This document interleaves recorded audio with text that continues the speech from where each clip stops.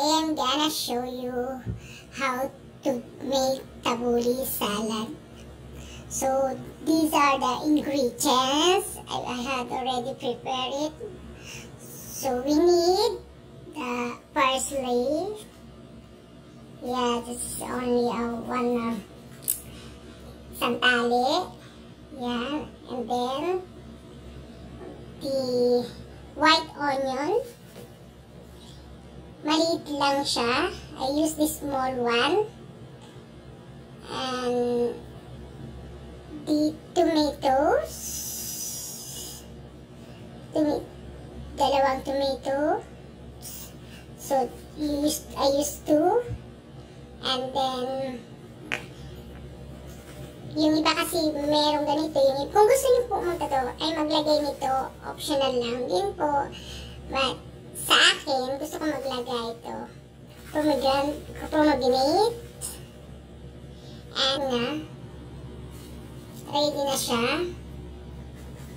So, couscous tawag siya. Tsaka kailangan natin ng lemon. And then, salt.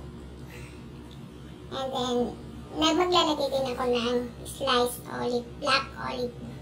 So, these are the ingredients, black olive. Konti lang. Nasa sa inyo na. Kung optional din to kung gusto nyo, kung ayaw nyo. Ayan, umpisahan na natin. Yeah.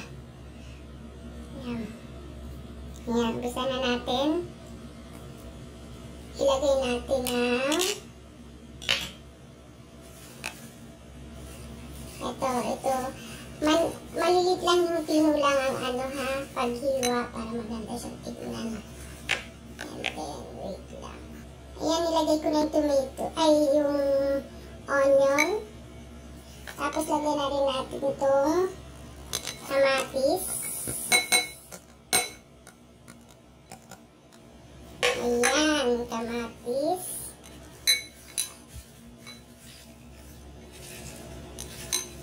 Haluin natin.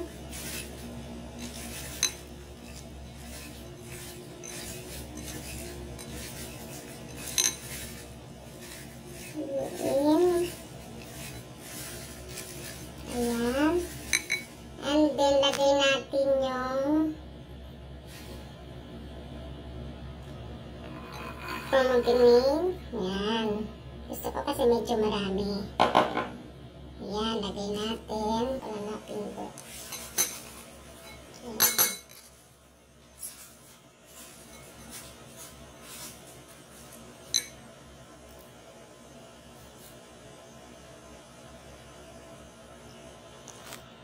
Ayan na. Lagay pa natin yung couscous may nat.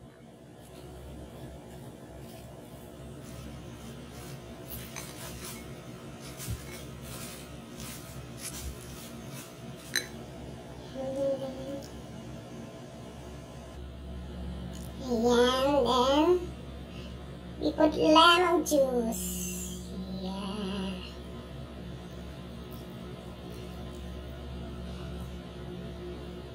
Ayan.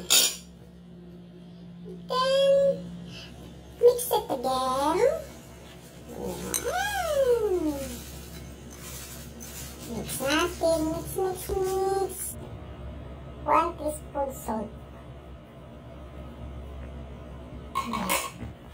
Then again.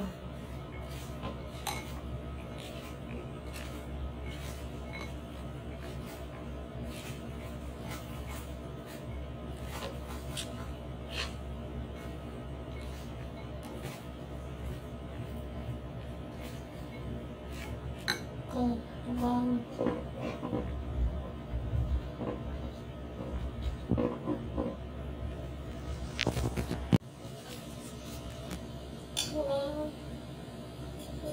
olive oil.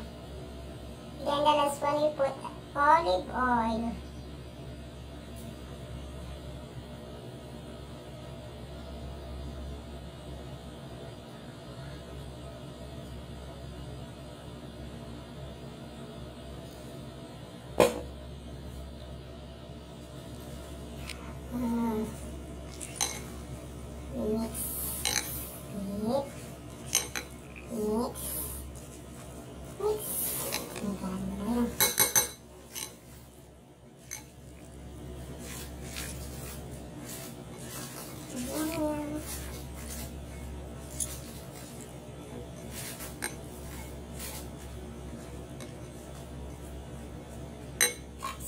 gonna taste it a little so that we know how is the taste.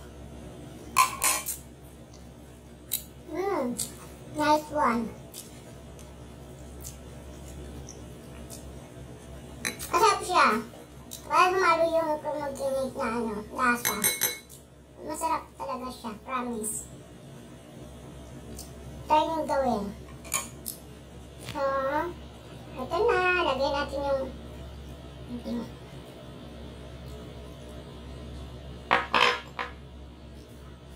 olive black slice.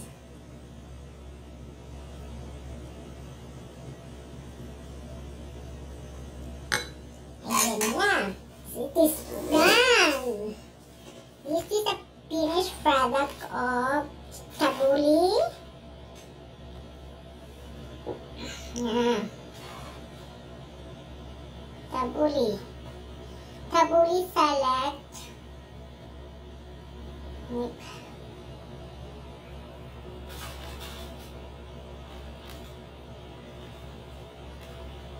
You see?